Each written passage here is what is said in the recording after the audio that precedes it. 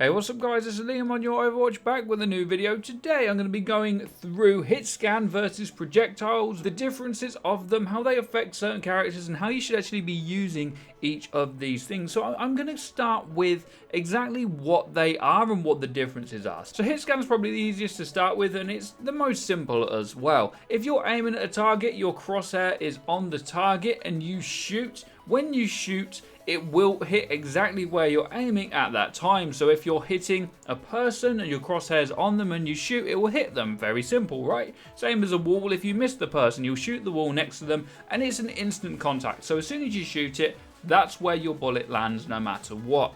Now, projectile is very, very different and sounds self-explanatory, but people do seem to get them a little bit confused. So, Soldier is the best example to use here. His left click, his main fire with assault rifle, is hit scan. Where you aim at someone and shoot, that's where it connects. But with his right click, this is a projectile and this is a rocket. These triple rockets that he fires out do travel from when you shoot them to the target. So it's not like hit scan where when you shoot it's already there.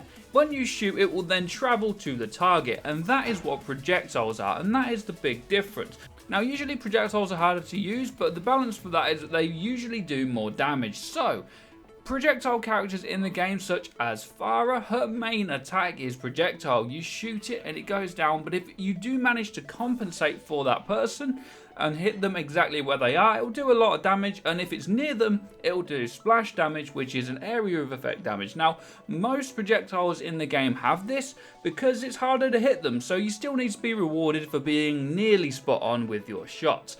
And the other thing with projectiles is not all of them move at the same speed. Some of them move much slower than others. In fact, Soldiers is actually very, very fast, whereas Junkrat's grenades, when you fire them, they take a long time to get there, and they also have an arc on them. So you need to compensate for the arc and the way that they drop down, whereas Soldiers always goes dead straight and is much, much faster. Most of the projectiles in the game do have different speeds. I believe the fastest ones probably is Soldiers or Zenyatta's, which are very quick, and then you have like Hanzo, which is much slower, where his arrows actually travel over a long distance and they can take quite some time to get there, especially if they're not fully charged. Really, if you're new to the game, it's best to try and choose heroes that have got hit scan simply because it's easier, but it's a bigger risk, bigger reward usually when you're using projectiles, and that's the differences between them. Usually the character's kit is suited around whether they're hit scan or projectiles, so it's easier for Farah to evade by getting up into the air, but it's also harder to shoot things. Whereas with Soldier, it's a lot easier to shoot things,